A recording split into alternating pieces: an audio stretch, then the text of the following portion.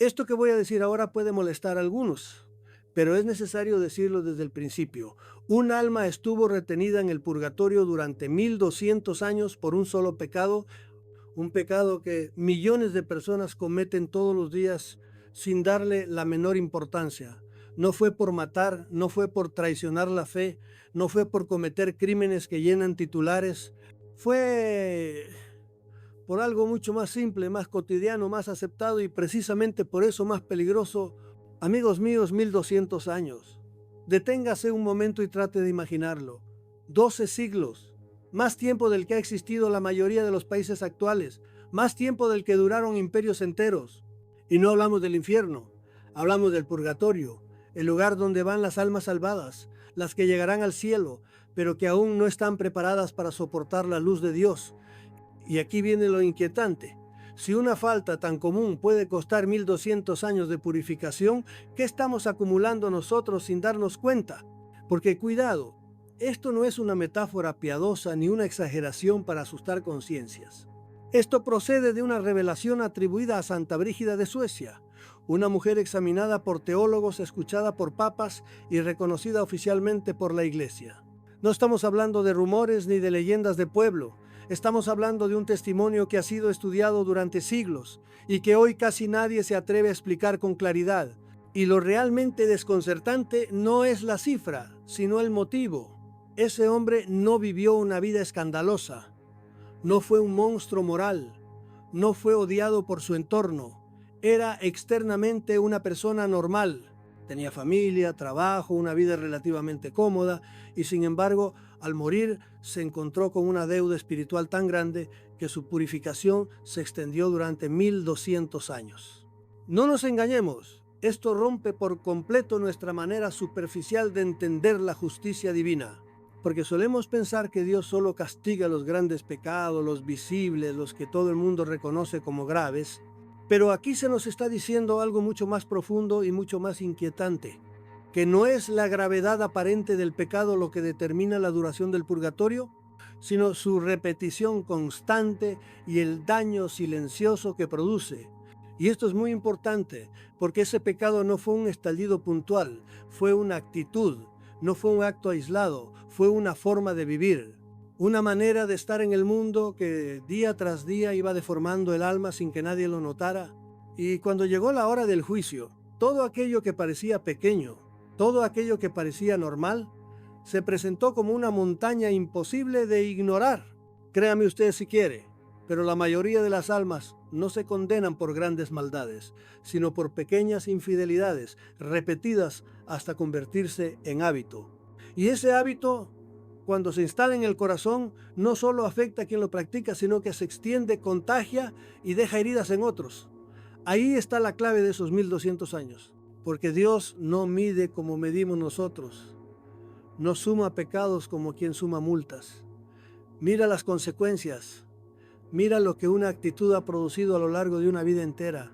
Mira cuántas personas han sido dañadas, cuántas almas han sido arrastradas, cuánta luz se ha apagado poco a poco. Y entonces la purificación no es un castigo arbitrario, es una reparación necesaria. Y aquí viene la pregunta que este video te lanza desde el principio, sin anestesia. Si un pecado tan común puede costar 1200 años, ¿qué estamos normalizando hoy sin saber lo que realmente vale? ¿Qué hábitos hemos convertido en parte de nuestra personalidad sin detenernos a pensar en su peso eterno? No estamos hablando del pasado, no estamos hablando de un caso ajeno, estamos hablando de algo que toca de lleno nuestra vida diaria. Porque este pecado sigue presente, sigue justificado, sigue incluso defendido como algo natural. Y sin embargo, según esta revelación, es capaz de generar una deuda espiritual que se mide en siglos.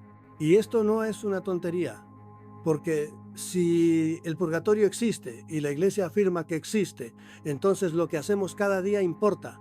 Lo que decimos, lo que repetimos, lo que dejamos crecer dentro de nosotros, todo eso deja huella, no solo aquí, sino más allá de la muerte. En las próximas secciones vamos a desvelar cuál fue exactamente ese pecado, por qué Cristo lo consideró tan grave, cómo destruyó silenciosamente a quienes rodeaban a ese hombre y sobre todo, qué puedes hacer tú ahora, mientras aún estás vivo, para no encontrarte un día pagando durante siglos algo que hoy te parece insignificante. Porque una cosa debe quedar clara, lo diré ya, sin misterio y sin adornos: el pecado que llevó a un alma a pasar 1200 años en el purgatorio fue la queja constante. No una queja puntual, no un lamento ocasional ante una dificultad real, sino una actitud diaria, repetida, casi automática, una forma de mirar la vida desde la insatisfacción permanente. Y esto, amigos míos, es mucho más grave de lo que parece, porque la mayoría de las personas no considera la queja como un pecado. Se ve como algo normal, incluso como un desahogo legítimo. Quejarse del clima, del trabajo, de la comida, de la familia, de la política, de la iglesia, de la vida en general. Lo hacemos casi sin pensar. Se convierte en conversación habitual, en costumbre social, en un ruido de fondo que acompaña cada día. Y precisamente ahí está el peligro, cuando algo se vuelve tan habitual que deja de examinarse. No nos engañemos. No hablamos de alguien que se quejó una vez por cansancio o por dolor verdadero. Hablamos de una vida entera construida sobre la queja. Desde que se levantaba hasta que se acostaba, siempre había algo que no estaba bien, algo que faltaba, algo que merecía ser criticado. La queja se había convertido en su manera natural de relacionarse con el mundo. Y esto es muy importante porque existe una diferencia radical entre expresar una dificultad y vivir instalado en la insatisfacción. Una cosa es decir esto me cuesta, y otra muy distinta es vivir diciendo nada es suficiente. La primera reconoce el sufrimiento, la segunda rechaza el bien recibido. Y esa diferencia, aunque sutil, tiene un peso espiritual enorme. La queja constante no es solo una cuestión de carácter o de temperamento. No es simplemente ser negativo o pesimista, es algo más profundo. Es un juicio continuo contra la realidad, una forma de decir día tras día que lo que se ha recibido no basta, que lo que se tiene no es digno de gratitud, que la vida debería haber sido distinta. Y cuando ese juicio se repite miles de veces a lo largo de los años, va moldeando el alma. Créame usted si quiere, pero la queja constante es una forma de rebeldía silenciosa. No grita, no escandaliza, no llama la atención, pero mina por dentro. Porque cada queja lleva implícito un mensaje: esto no debería ser así, yo merecía algo mejor, Dios se ha equivocado conmigo. Tal vez nunca se formule con esas palabras, pero se vive así. Y aquí está el punto que muchos no quieren aceptar. La queja constante no se dirige solo a las circunstancias, se dirige a Dios. Porque si creemos que todo lo que existe está bajo su providencia, entonces quejarse de manera habitual no es solo protestar contra la vida, es protestar contra quien la sostiene. Y esto no es una tontería. El hombre del que hablamos no negaba a Dios, no blasfemaba, no se declaraba enemigo de la fe. Pero su actitud diaria decía algo muy distinto: aceptaba los dones, pero nunca los agradecía. Recibía, pero siempre encontraba el defecto. Y esa ingratitud repetida se convirtió en una forma de desprecio silencioso hacia lo recibido. Y cuidado, porque este pecado está tan normalizado que incluso se defiende. Se dice que quejarse es humano, que es una manera de liberar tensión, que no hace daño a nadie. Pero aquí viene lo realmente sorprendente: la queja no se queda en quien la pronuncia. Se contagia, se filtra, se extiende como una sombra. Una persona que vive quejándose no solo se envenena a sí misma, envenena el ambiente. Sus palabras crean un clima de descontento que afecta a quienes la rodean. Poco a poco, sin darse cuenta, va sembrando frustración, desánimo y amargura en otros, y ese efecto acumulado es precisamente lo que convierte algo aparentemente pequeño en una deuda inmensa. Por eso este pecado no fue medido por un solo acto, sino por toda una vida. No por una palabra aislada, sino por miles de palabras. No por una reacción puntual, sino por una actitud interior sostenida durante años. Y cuando esa vida llegó a su fin, todo aquello que parecía insignificante se presentó con su verdadero peso. Lo repetiré una vez más: no fue la queja en sí lo que costó 1200 años, fue la constancia, la repetición diaria, la negativa sistemática a reconocer el bien. Fue una vida entera mirando lo que faltaba en lugar de agradecer lo que había. Y eso, en términos espirituales, deja una huella profunda. En la próxima sección bajaremos aún más al terreno concreto. veremos cómo esta queja constante se manifestaba en escenas simples, domésticas, familiares, situaciones tan normales que cualquiera podría verse reflejado, porque aquí no estamos hablando de un monstruo moral, estamos hablando de alguien demasiado parecido a nosotros.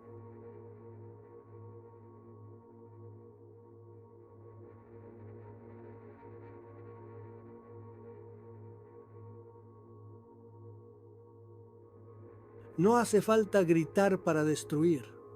A veces, una sola frase dicha todos los días puede desgastar más que un golpe. Y aquí es donde el pecado de la queja revela su verdadero rostro. Porque lo que hizo que este hombre acabara en el purgatorio durante 1200 años no fue una acción escandalosa, fue lo que decía al desayunar. Piense usted en esto: un hogar modesto, una esposa que se levanta temprano, prepara la comida con cariño, mantiene el orden, hace lo que puede con lo que tiene. Una mesa sencilla, una comida caliente. El hombre llega, se sienta, mira el plato y frunce el ceño. Otra vez esto dice y nada más. Una frase. Pero cada palabra de esa frase corta como una navaja. Y aquí es donde muchos dirán, pero ¿qué tiene de grave eso? Lo grave no es la frase en sí. Lo grave es que esa misma frase se dijo ayer y anteayer y cada semana durante décadas. Lo grave es que esa mujer ya no espera gratitud. Se ha resignado al silencio, a hacer sin esperar nada. Y lo más triste de todo es que ese silencio no es paz, es derrota. Amigos míos, yo siempre he dicho que el mal verdadero es el que no se nota, el que se infiltra en la rutina, el que no necesita gritos, ni peleas, ni violencia abierta. El verdadero mal se disfraza de normalidad. Y cuando algo se vuelve normal ya no se cuestiona. Y eso es lo que pasó aquí. El alma de este hombre no se corrompió con grandes traiciones, sino con pequeños desprecios diarios. Pequeños, sí, pero constantes. Y eso es lo que rompe a una persona, porque no hay nada que desgaste más que vivir con alguien que nunca reconoce lo bueno, que siempre ve el defecto, que convierte cada día en un juicio. Y esto no lo encontrará usted en los libros oficiales, pero lo diré. Hay miles de matrimonios destruidos no por el adulterio, sino por la ingratitud diaria, por la incapacidad de decir gracias, por esa manera de hacer sentir al otro que su esfuerzo no sirve, que todo lo que da es poco, que su entrega es invisible. Pero aquí viene lo realmente sorprendente. El daño no terminó en la esposa. Brígida vio cómo esa actitud se filtró en los hijos.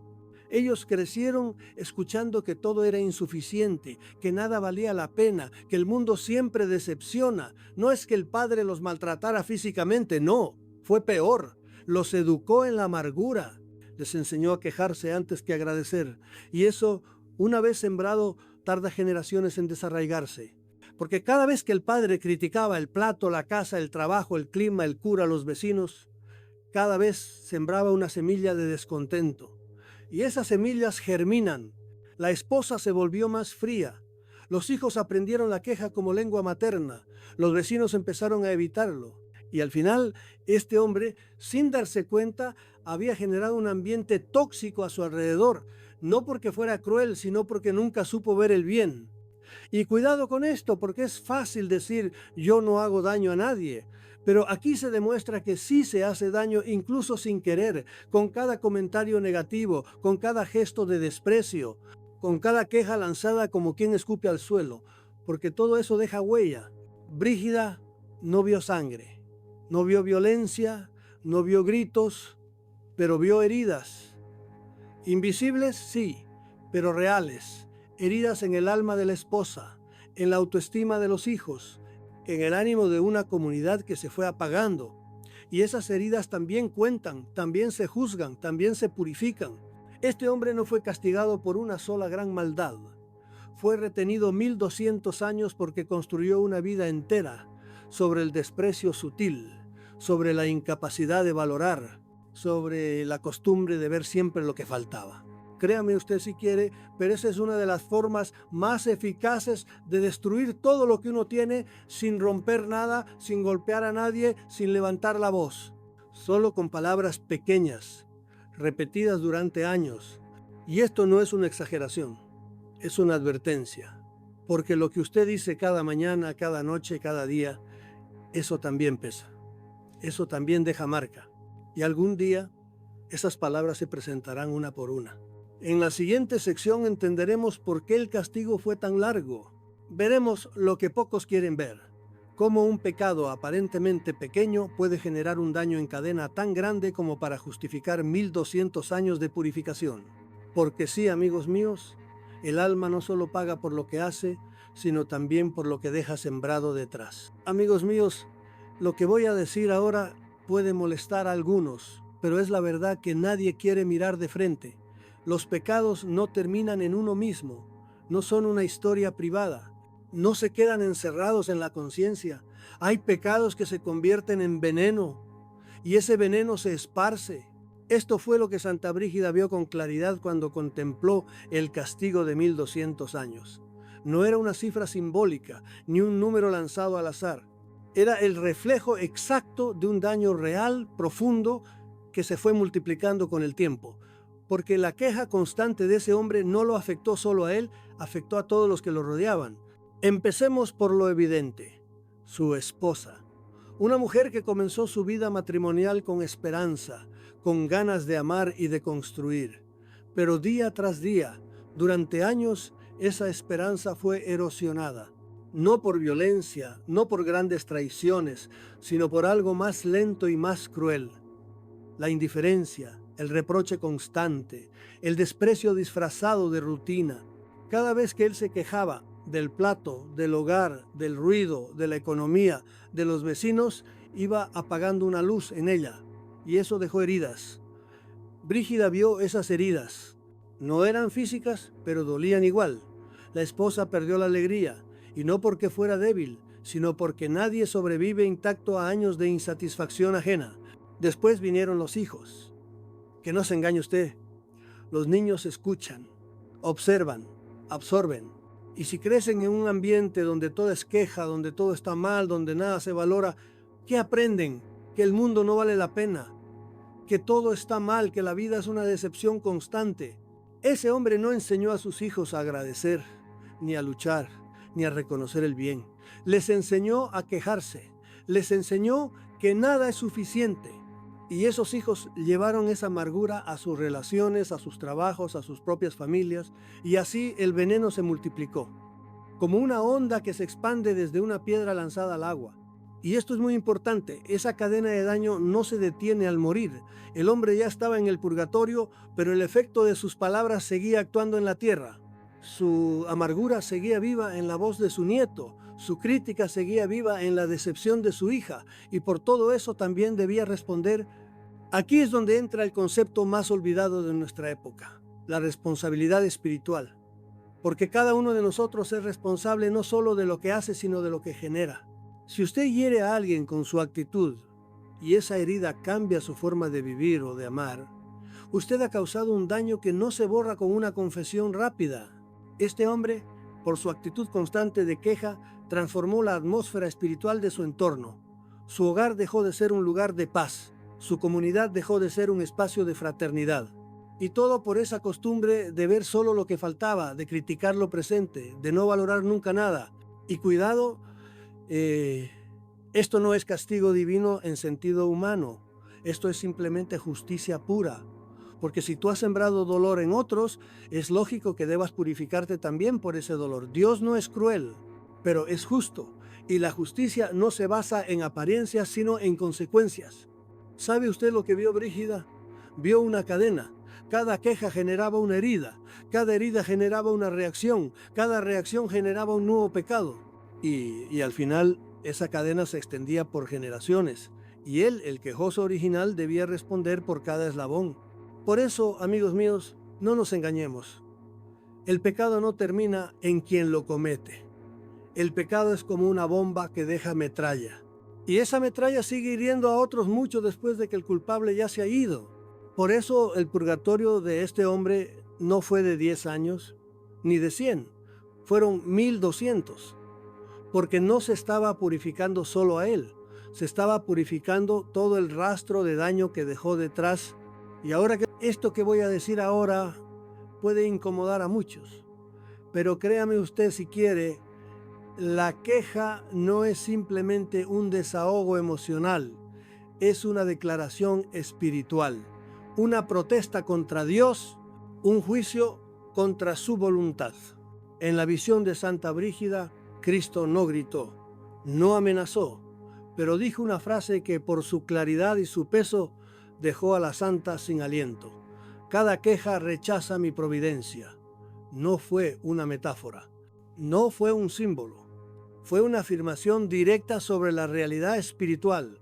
Porque cuando usted se queja del pan que tiene en la mesa, está diciendo que lo que Dios le ha dado no basta. Cuando usted se queja del clima, de su trabajo, de su familia, de sus vecinos, en el fondo está cuestionando la obra de Dios. Está diciendo, esto no está bien hecho. Y cuidado, no se trata de no sufrir. Cristo no hablaba contra el dolor, hablaba contra la actitud del corazón. Una cosa es el sufrimiento legítimo, otra es la queja sistemática, diaria, automática, esa que se instala en el alma como una niebla venenosa. La diferencia es radical. El que sufre y ofrece su dolor se eleva. El que sufre y se queja se hunde. El sufrimiento puede santificar. La queja solo contamina. Amigos míos, esto no lo encontrará usted en los libros oficiales. Pero yo siempre he dicho, la espiritualidad no se mide por lo que uno cree, sino por cómo responde a la vida diaria. Y en eso, la queja es un detector infalible, porque revela dónde está su confianza. ¿Confía usted en la providencia de Dios o no? ¿Cree que hay un sentido en lo que recibe incluso cuando no lo entiende? ¿O vive protestando como si supiera mejor que el cielo cómo debería ser su existencia? El hombre que Brígida vio en el purgatorio no era malvado a los ojos del mundo. No robó, no mató, no cometió escándalos, pero se quejó todos los días. Y con cada queja fue rechazando la bondad de Dios. Con cada queja fue cerrando su alma a la gratitud. Y con cada queja fue sembrando oscuridad. Cristo lo explicó con una claridad que no admite excusas. Cuando se quejaba del clima, criticaba mi creación. Cuando se quejaba de su familia, rechazaba a las almas que yo había puesto en su vida. Cuando se quejaba del trabajo, despreciaba el medio que yo le daba para sostenerse. Nada era suficiente para él.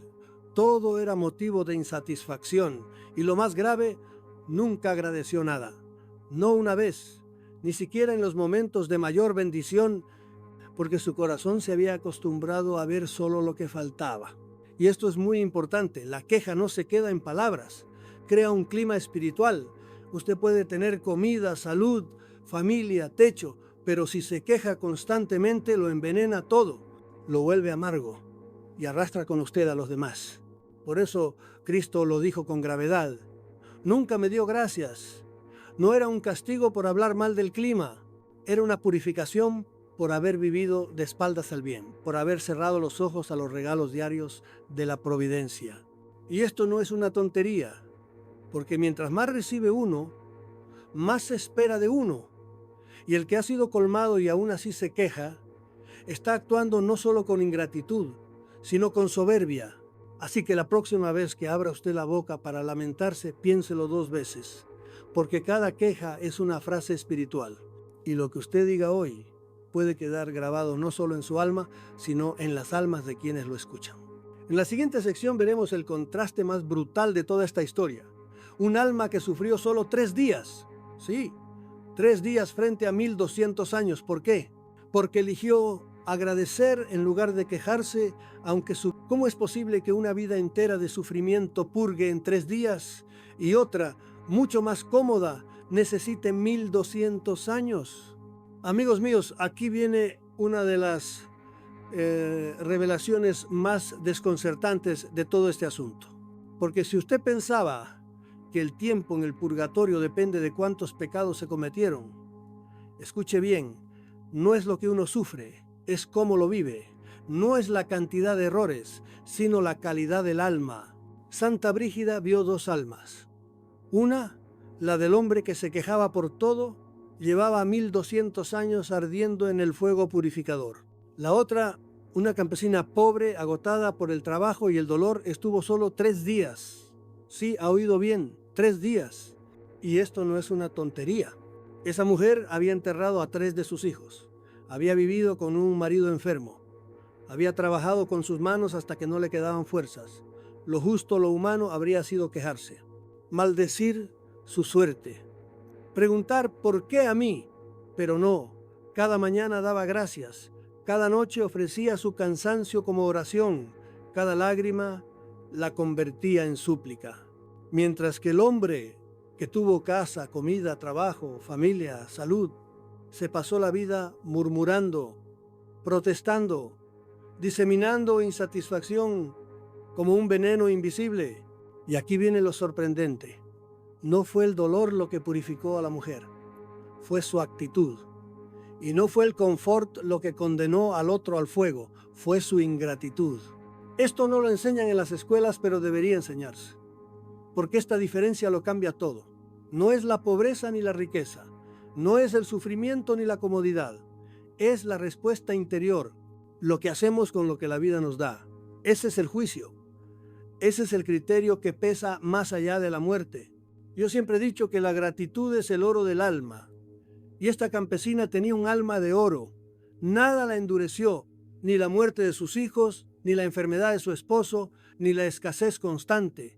Cada dificultad fue aceptada, ofrecida, redimida, y por eso, cuando murió, ya estaba casi limpia. Solo 3 días necesitó para terminar de brillar. Amigos míos, esto debería sacudirnos, porque nos han enseñado que la salvación está en evitar los pecados grandes, pero el purgatorio nos enseña otra lección. Los pequeños pecados repetidos, la queja silenciosa, el descontento crónico, la mirada amarga, eso es lo que pesa, eso es lo que alarga los siglos. La mujer no tenía teología, no escribía libros, no daba discursos, pero vivía con el corazón orientado a Dios, agradecía, incluso en el dolor. Y esa gratitud la hizo ligera como una pluma, mientras que el otro, cargado de quejas y reproches, acumuló peso sobre peso. Y usted se parece más al quejumbroso o a la campesina. ¿Cuántas veces al día se lamenta por cosas triviales? ¿Cuántas veces agradece lo que tiene aunque sea poco? Esto no lo olvide nunca. No es lo que uno tiene, es cómo lo vive. El cielo no mide riqueza ni pobreza, mide gratitud. Y ahora que lo sabe, puede elegir, porque el purgatorio no es destino ciego, es consecuencia de nuestras elecciones interiores. Usted todavía tiene tiempo. En la próxima sección descubriremos por qué el hábito de la queja no solo moldea su alma, sino que la deforma profundamente. Porque no se trata solo de lo que uno siente, se trata de lo que uno se convierte.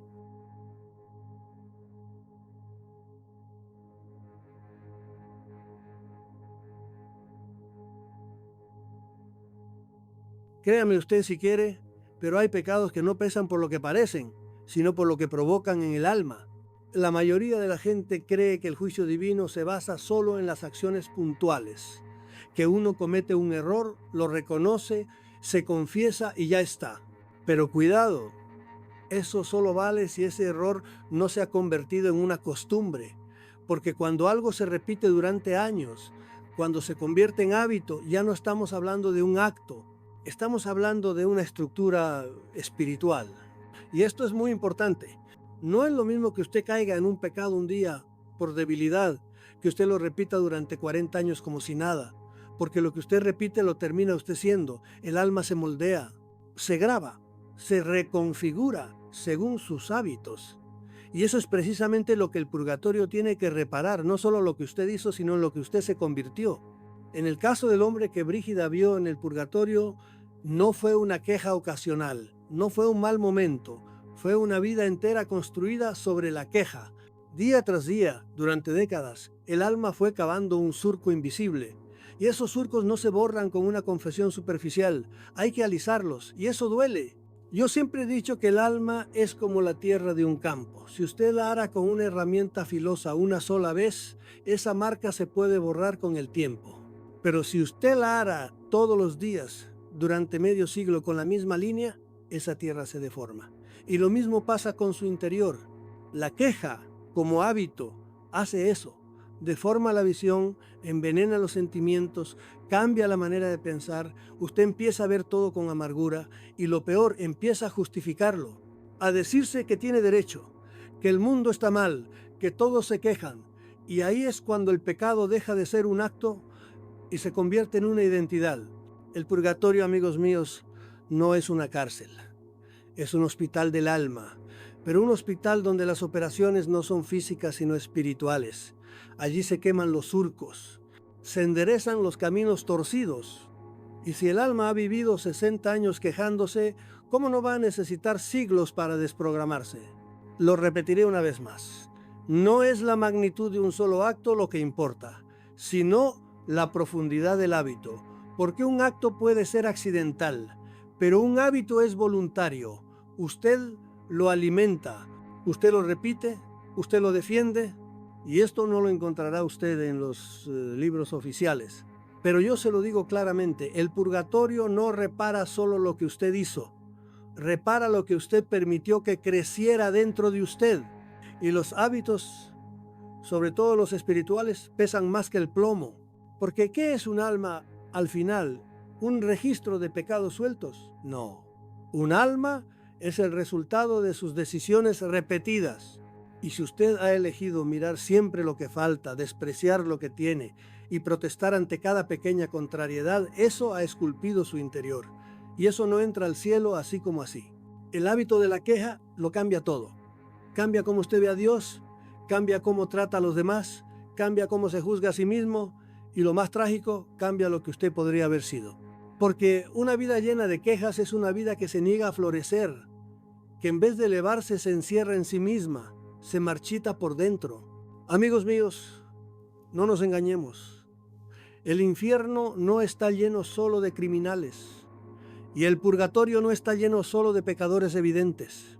Está lleno de almas buenas, salvadas, que arrastran años de malos hábitos jamás corregidos, y esos hábitos no se evaporan por arte de magia, se queman, se pulen, se limpian hasta que el alma vuelva a ser lo que fue llamada a ser. Así que, si usted quiere evitar siglos de purificación, empiece hoy mismo por revisar sus hábitos. No lo que hizo ayer, sino lo que hace todos los días sin pensar. Porque eso es lo que realmente lo está moldeando.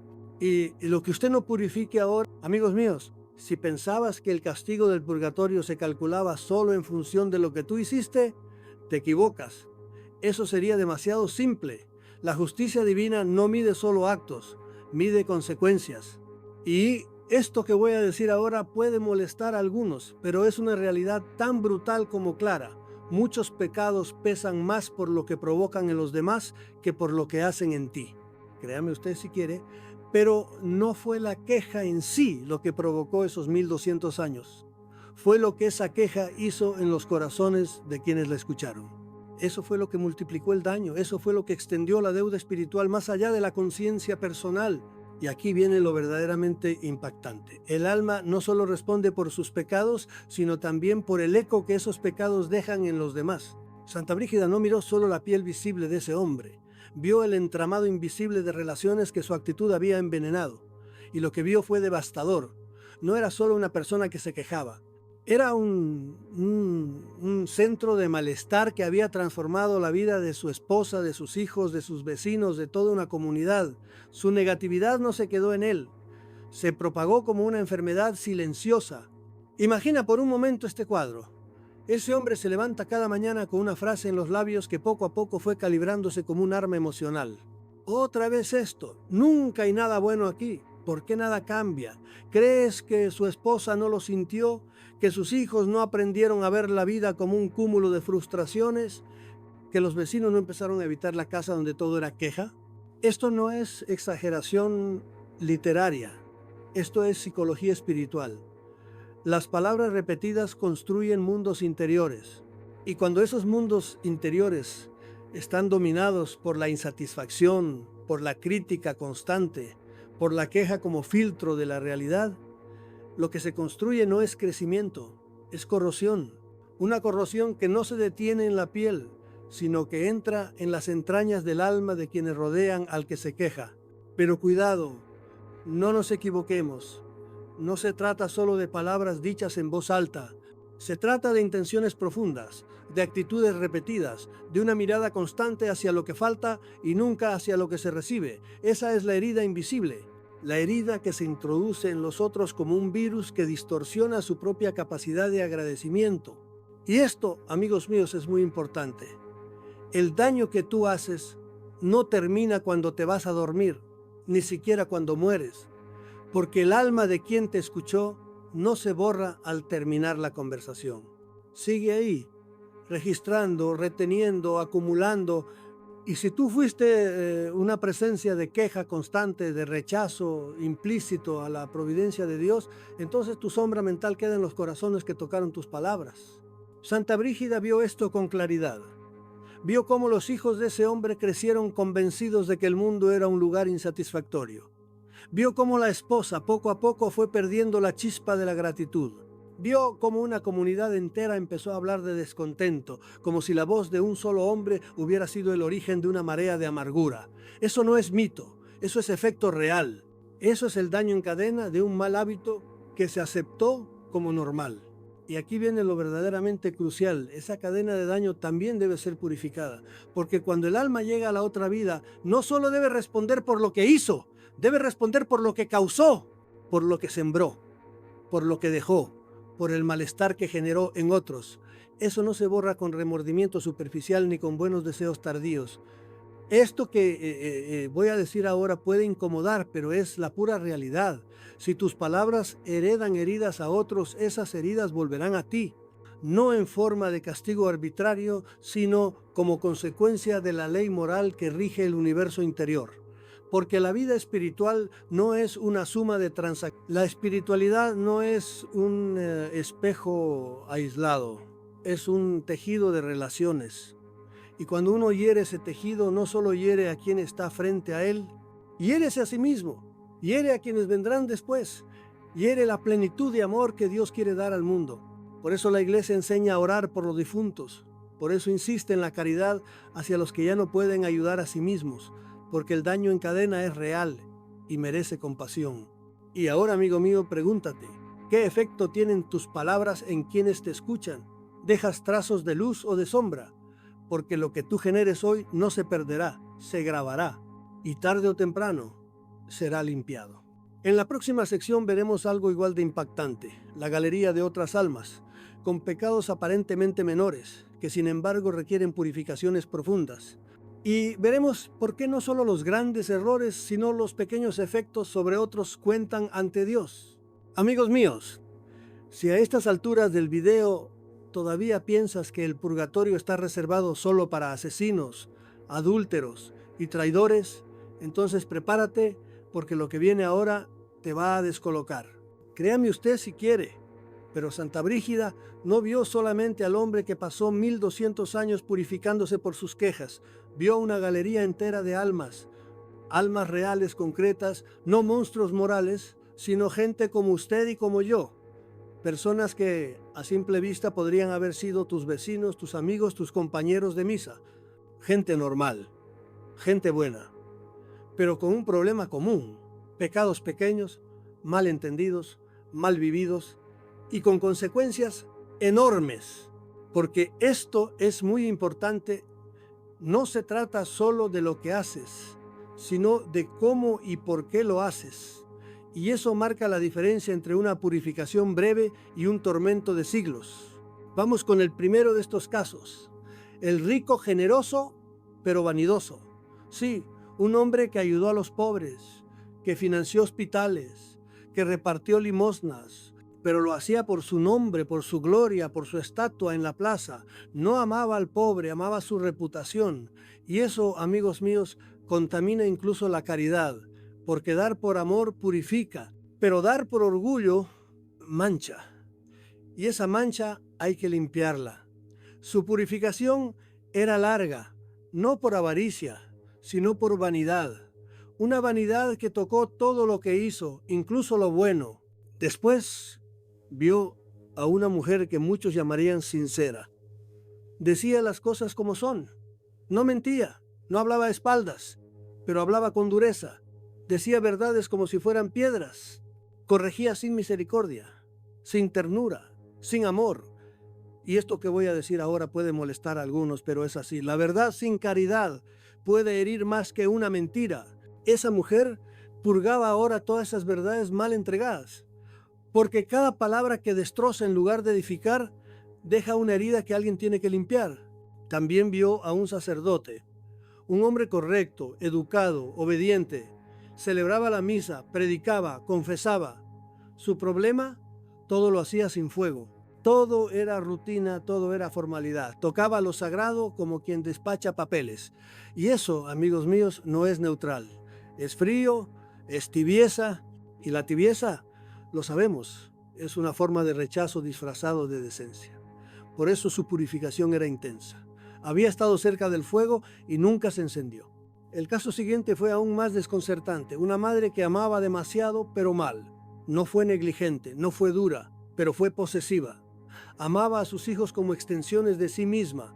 Los controlaba, los encerraba en su miedo, los moldeaba a su imagen, no los entregaba a Dios, los retenía para sí.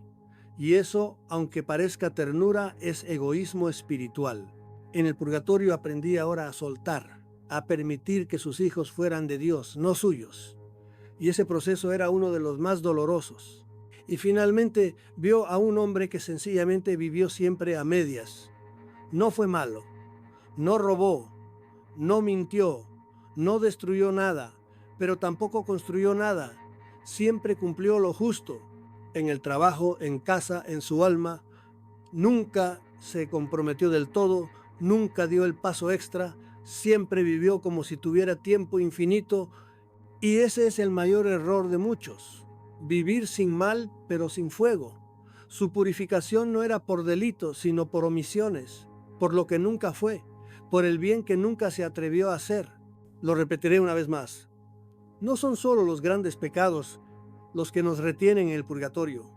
Son las pequeñas elecciones cotidianas que moldean el alma. La intención detrás del acto, el efecto sobre los demás, la profundidad del hábito. Y si algo queda claro en esta galería de almas, es esto. El purgatorio no castiga monstruos, purifica humanos. Humanos que vivieron sin entender del todo el peso de sus elecciones, el alcance de sus palabras, la gravedad de sus intenciones. Esto no lo encontrará usted en los libros oficiales, pero fue revelado a una santa reconocida por la Iglesia y confirmado por siglos de enseñanza espiritual. No es superstición ni folclore. Es teología encarnada, con rostros y nombres y vidas reales.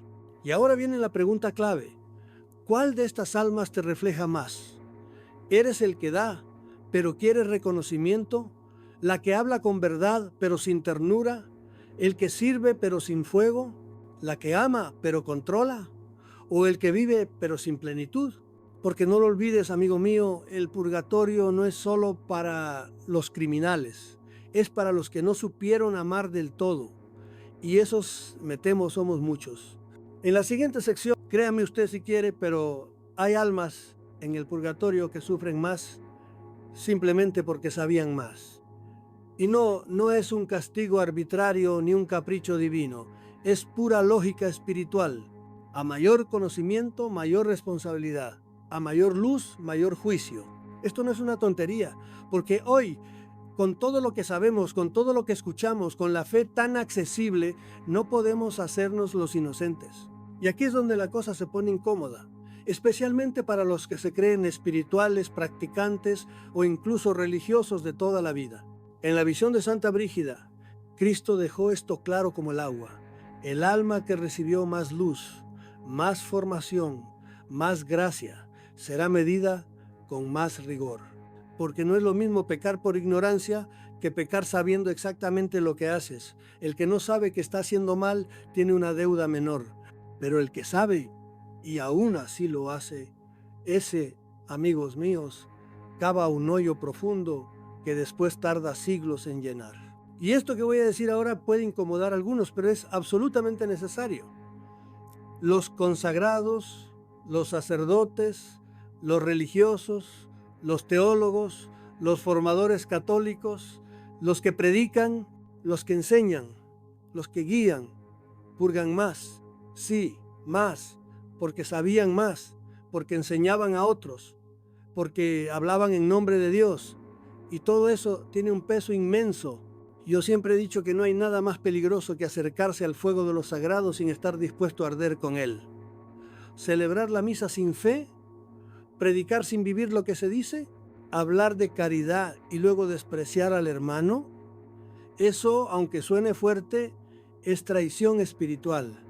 Y esa traición se paga no con condenación eterna si el alma amó a Dios, pero sí con una purificación dolorosa, lenta y precisa. No nos engañemos. La luz recibida es una bendición, pero también una responsabilidad. No se puede jugar con las verdades eternas como quien recita una receta de cocina. Si Dios te mostró el camino, si te dio la oportunidad de formarte, de servir, de predicar, entonces cada vez que ignoraste esa luz, dejaste una mancha en tu alma y esa mancha no desaparece sola. Hay que purificarla. Y cuidado, que esto no aplica solo a sacerdotes. Aplica a cualquier persona que haya recibido formación, gracia, guía. Si tú sabes que criticar sin caridad destruye y sigues haciéndolo, eso pesa más en ti que en quien nunca lo entendió. Si sabes que la Eucaristía es el cuerpo de Cristo y la recibes con el alma sucia, eso deja una huella más profunda. Si conoces las enseñanzas del Evangelio y aún así vives como si no importaran, entonces no puedes esperar una purificación superficial.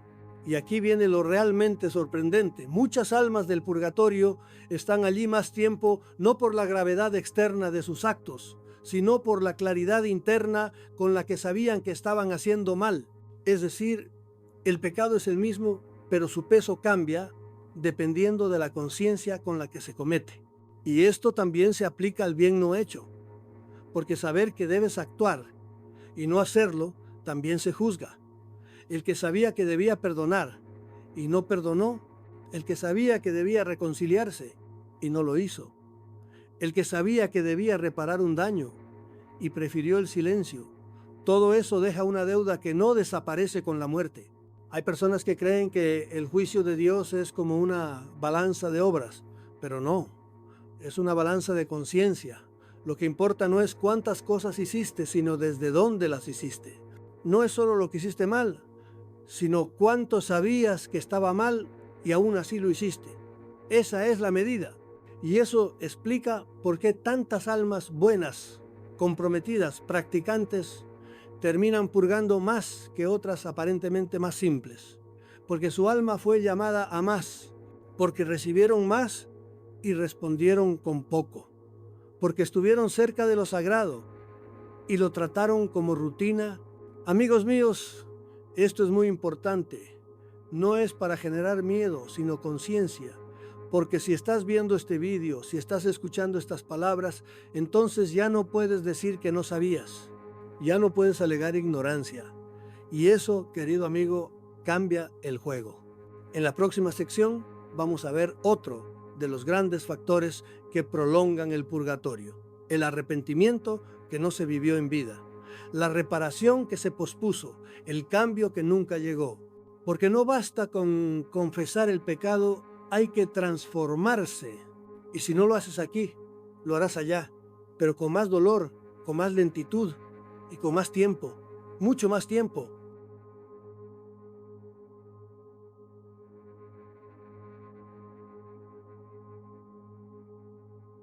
Amigos míos, aquí es donde muchos se juegan siglos, sí, siglos, porque no basta con reconocer que hemos fallado, hay que arrepentirse de verdad. Y cuando digo de verdad no me refiero a repetir fórmulas o a sentir un poquito de culpa, me refiero a ese arrepentimiento que se nota en la carne, que cambia la vida, que repara lo que se rompió. Cristo fue muy claro con Santa Brígida: el alma que no se arrepiente en vida, que no repara en vida, purgará largamente. ¿Por qué? Porque el tiempo para sanar, para reparar, para corregir es ahora. El purgatorio no es el lugar de la decisión, es el lugar de la consecuencia. Pero cuidado, que aquí no hablamos solo de pecados escandalosos, hablamos del orgullo no confesado, de la amargura justificada, de la lengua que hirió y jamás pidió perdón, del daño causado que jamás fue reparado. Créame usted si quiere, pero hay almas que pasan siglos en el purgatorio por pecados que ya fueron perdonados. Sí, perdonados, porque el perdón borra la culpa, pero no borra automáticamente las consecuencias. La herida sigue ahí. El alma tiene que purificarse, y si no lo hizo en vida, le tocará hacerlo después. Esto no lo encontrará usted en los catecismos modernos, pero es parte del depósito de la fe desde los primeros siglos. Lo enseñaron los padres de la iglesia, lo enseñaron los santos, lo ha confirmado la experiencia mística durante siglos. No basta con decir lo siento, hay que reparar.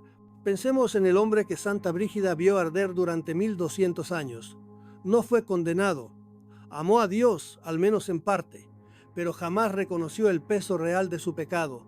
Nunca cambió, nunca pidió perdón a su esposa, nunca enseñó a sus hijos a agradecer, nunca deshizo el daño que su lengua había causado.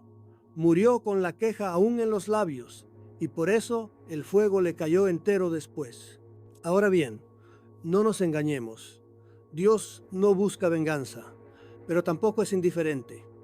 El alma necesita ser sanada, y si no acepta esa sanación aquí, en la vida, con lágrimas, con humildad, con actos concretos, entonces la tendrá que aceptar en el más allá, con fuego. Y aquí viene lo realmente importante. Tú puedes pagar ahora o pagar después, pero la deuda, si no se salda, no desaparece. Cada acción deja una marca, y cada marca exige restauración. Dañaste a alguien con tu actitud, pide perdón. Rompes vínculos por orgullo, restáuralos. Has sido egoísta, duro, indiferente, corrígelo ahora, porque después solo quedará el silencio. Muchos confiesan sus pecados, pero no hacen nada más. No cambian, no reparan, no buscan a quien hirieron, no restituyen lo que tomaron. Eso no es arrepentimiento, es trámite. Y lo que no se arregla aquí, se purga ya. Esto que voy a decir ahora puede parecer duro, pero es justo. Si heriste a 10 personas y jamás pediste perdón a ninguna, no esperes salir del purgatorio en un mes. Cada herida tendrá que ser tratada. Cada alma afectada contará, porque lo que hiciste a otros también forma parte de ti. Y aquí entra también el pecado minimizado, ese que decimos, no fue para tanto, pero en el cielo no hay relativismo. Todo lo que daña se repara, todo lo que ensucia se limpia, todo lo que quedó roto se recompone. Amigos míos, esto no es una tontería. El alma que se purifica aquí con dolor voluntario, con actos reales, con humildad profunda, evitará siglos de sufrimiento más allá. Así de simple, así de fuerte. ¿Y cómo se repara? Primero reconociendo, después confesando, pero sobre todo actuando, pidiendo perdón, devolviendo lo tomado, cerrando heridas, reconstruyendo vínculos, sirviendo como ofrenda viva a los que dañaste. Esa es la reparación. Y esto, créame usted, cambia destinos eternos. Porque el cielo no es solo para los que evitaron el mal, es para los que repararon el bien que dejaron de hacer. En la siguiente sección hablaremos de algo todavía más inquietante: las almas olvidadas, las que sufren siglos más porque nadie reza por ellas. Y ese silencio de los vivos también deja huella. Pero antes de eso, hágase esta pregunta: ¿hay algo que todavía puede reparar? Amigos míos, aquí entramos en una de las verdades más duras y menos comprendidas de todo este tema. Hay almas que permanecen siglos más en el purgatorio por una razón que casi nadie quiere mirar de frente, porque fueron olvidadas. No por Dios, cuidado, Dios no olvida a nadie. Fueron olvidadas por los vivos, por nosotros. Esto no es una metáfora piadosa. Esto no es poesía religiosa. Es una realidad espiritual con consecuencias reales. Santa Brígida lo vio con claridad y Cristo se lo explicó sin rodeos. Hay almas cuya purificación podría ser más corta, pero se alarga porque nadie intercede por ellas. Y esto es muy importante porque rompe una idea cómoda que muchos tienen. El purgatorio no es un proceso automático, mecánico, que se cumple solo con el paso del tiempo. El purgatorio está profundamente ligado a la comunión entre vivos y muertos. Lo que hacemos aquí afecta directamente a los que están allí. Pero cuidado, porque aquí viene lo realmente incómodo. Las almas del purgatorio no pueden ayudarse a sí mismas, no pueden rezar por ellas, no pueden ofrecer sacrificios, no pueden cambiar nada, solo pueden esperar, sufrir y confiar. Dependen completamente de la misericordia de Dios y de la caridad de los vivos. Y aquí es donde fallamos estrepitosamente. ¿Cuántos recuerdan a sus difuntos después de unos meses, un año, dos? Pasado ese tiempo los nombres se borran, las fotos se guardan, las misas se dejan de ofrecer y esas almas quedan solas. No condenadas, pero solas. En fuego purificador, sin alivio, sin consuelo. Esto no es una tontería. La tradición cristiana siempre ha enseñado que una misa ofrecida por un alma tiene un valor incalculable, no simbólico, real. Una oración sincera, un sacrificio ofrecido, una indulgencia aplicada, acorta verdaderamente el tiempo de purificación. Y sin embargo, vivimos como si eso no existiera. Cristo le explicó a Santa Brígida que muchas almas sufren no por la gravedad de sus pecados, sino por la indiferencia de los vivos. No porque merezcan tanto fuego, sino porque nadie les tiende la mano. Y eso, amigos míos, es devastador. Piénsalo bien. Esa alma que sufre pudo haber sido una buena madre, un padre trabajador, un abuelo honrado. No fueron santos heroicos, pero tampoco monstruos. Murieron en gracia de Dios. Y ahora dependen de que alguien se acuerde de ellos. Pero nadie se acuerda. Y aquí viene una verdad que casi nunca se dice. El olvido también genera deuda espiritual, no solo para el que sufre, sino para el que olvida. Porque la caridad no termina con la muerte. La comunión de los santos no es un concepto bonito, es una responsabilidad viva. Cuando dejamos de rezar por los difuntos, cuando decimos ya estará en el cielo sin saberlo, cuando pasamos página, estamos cerrando una puerta de misericordia que podríamos haber abierto. Y no nos engañemos, todos queremos que recen por nosotros cuando muramos, todos queremos alivio, todos queremos que alguien nos recuerde. Pero si no lo hacemos ahora por otros, ¿por qué habrían de hacerlo por nosotros? Esto que voy a decir ahora puede incomodar a muchos, pero es justo. La misericordia que das es la misericordia que recibirás. Quien reza por las almas será recordado. Quien se olvida de ellas corre el riesgo de ser olvidado. Santa Brígida vio almas que salían del purgatorio en el mismo momento en que alguien ofrecía una misa por ellas. Vio alivios repentinos, cambios reales. No porque Dios cambiara de opinión, sino porque se aplicaba una gracia que estaba esperando ser pedida. Y esto conecta con algo profundamente humano. Todos necesitamos ser recordados. El olvido duele incluso en vida. Imagínate en el purgatorio saber que existes, que amas a Dios, que esperas el cielo y que nadie se acuerda de ti. Por eso la Iglesia siempre ha insistido tanto en rezar por los difuntos. No es tradición vacía, es caridad pura, es ayudar a quien no puede ayudar. Créame usted si quiere, pero esta es sin lugar a dudas una de las secciones más importantes de todo este relato. Porque si todo lo que hemos dicho hasta ahora es verdad, y lo es, entonces esta pregunta es inevitable. ¿Qué puedo hacer yo ahora, hoy, mientras estoy vivo, para no terminar como ese hombre atrapado 1200 años en el purgatorio? Y aquí no vamos a dar respuestas vagas, no vamos a llenarte de frases bonitas, vamos a decirlo claro, concreto y sin adornos. Primero, lo más obvio y al mismo tiempo lo más ignorado. Deja de quejarte, no mañana, no cuando estés de mejor humor. Ahora, cada vez que una queja sube por tu garganta, acuérdate de ese hombre. Cada vez que vas a soltar una crítica inútil sobre tu comida, tu trabajo, tu familia, el clima, el tráfico o la política, acuérdate del fuego. No se trata de reprimir todo, se trata de educar el corazón, de dejar de vivir en la queja como si el mundo te debiera algo, porque no te debe nada y tú le debes mucho a Dios. Segundo, lo repetiré una vez más, practica la gratitud todos los días. No como fórmula vacía, sino como actitud real. ¿Tienes techo? Da gracias. ¿Tienes comida? Da gracias. ¿Puedes respirar? Da gracias.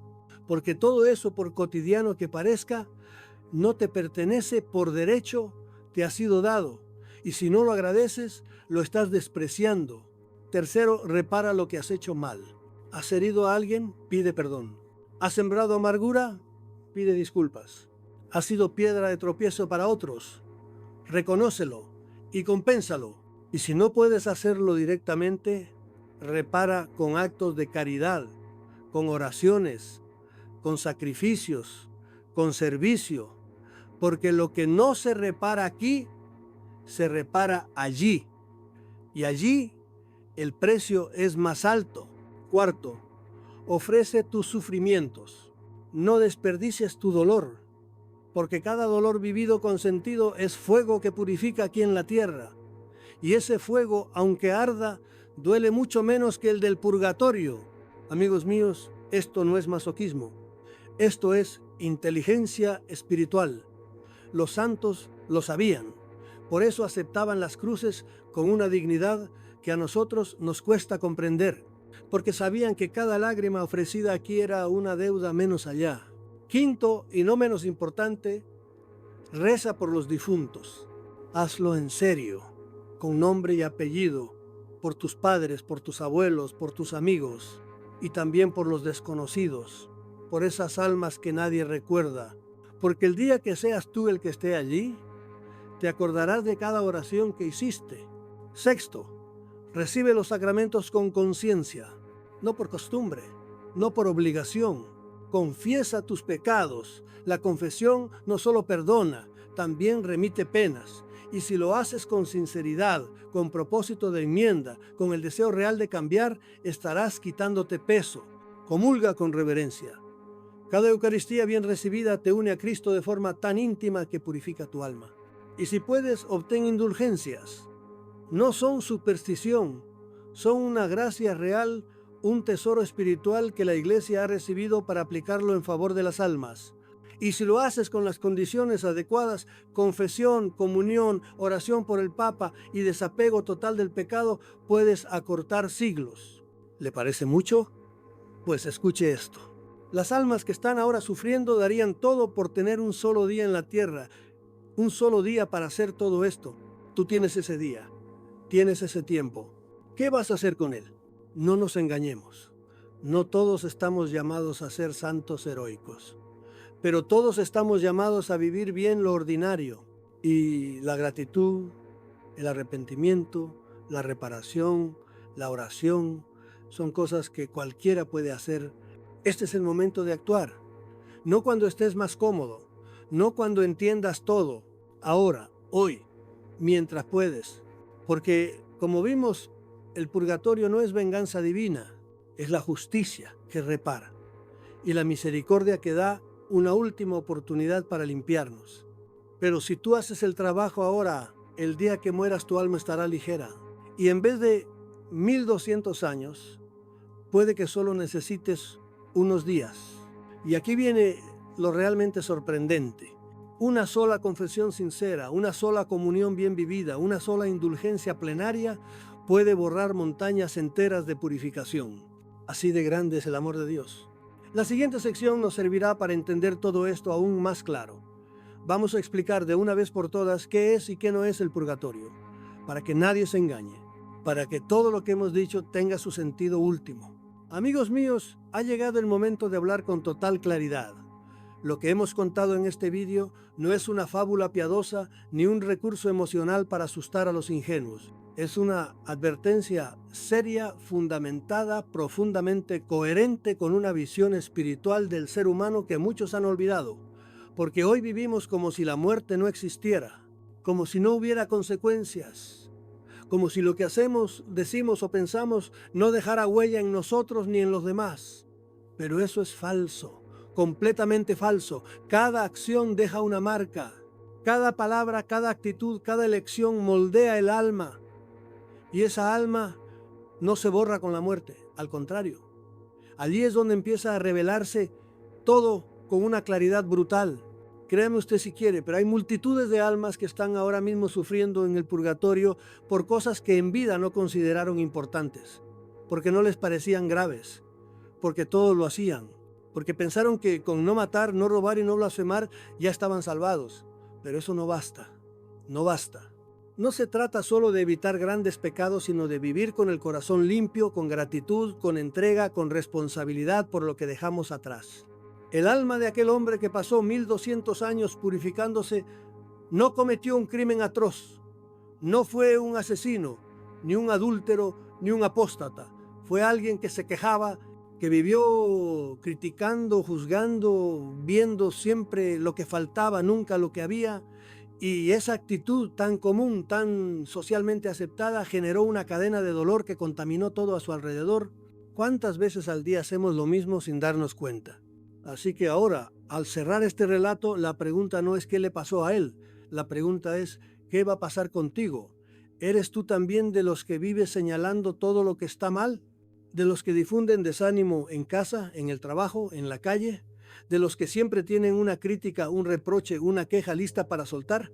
¿O eres de los pocos que bendicen, que agradecen, que valoran? ¿Tu lengua hiere o consuela? ¿Tu actitud eleva o aplasta? ¿Tu presencia deja paz o deja peso? No nos engañemos. Estas cosas cuentan, y cuentan mucho, porque el alma se construye con lo cotidiano, con lo que repetimos, con lo que dejamos entrar y salir de nosotros cada día. Y yo siempre he dicho que el mayor peligro para el alma no son los grandes pecados, sino la indiferencia, la mediocridad espiritual, la dejadez disfrazada de normalidad, la rutina sin fuego. Por eso este video no termina aquí, comienza ahora, porque ahora es cuando tú tienes que decidir si todo esto fue solo una historia interesante o una llamada a despertar, porque ahora es cuando puedes mirar tu vida con ojos nuevos, examinarte, preguntarte con honestidad qué estás sembrando en los tuyos, qué dejarás cuando te vayas, qué cadenas estás formando aunque no lo veas y qué puedes empezar a purificar desde hoy. La buena noticia, y esto es muy importante, es que todavía estás a tiempo, estás vivo, respiras, piensas, puedes hablar, puedes cambiar, puedes reparar, puedes orar. Puedes ayudar a otros, puedes romper hábitos y crear nuevos, puedes practicar la gratitud como un ejercicio diario, puedes callar esa queja que iba a salir de tu boca y transformarla en una bendición. Puedes mirar al cielo y decir gracias, incluso en medio del dolor. Y eso, aunque parezca pequeño, tiene un valor inmenso, porque lo que no purifiques aquí, lo purificarás allá, pero allá arderá, aquí libera, y no te olvides de ellos. De los que ya cruzaron al otro lado, de los que esperan silenciosos que alguien diga su nombre, que alguien ofrezca una misa, que alguien eleve una oración, que alguien, aunque sea por un instante, los recuerde con amor. Tú puedes ser ese alguien, tú puedes ser la respuesta a sus súplicas. Y el día que tú mismo cruces ese umbral, que nadie se atreve a mirar de frente, quizás alguien también se acuerde de ti, porque la misericordia que das será la que recibirás. Así que, amigos míos, esto no es una tontería. El tiempo que te ahorres hoy puede medirse en siglos. El alma que salves con tu gratitud puede ser la tuya propia. Y lo que decidas hacer en las próximas 24 horas marcará tu eternidad. No esperes más. No lo dejes para mañana. Empieza ahora.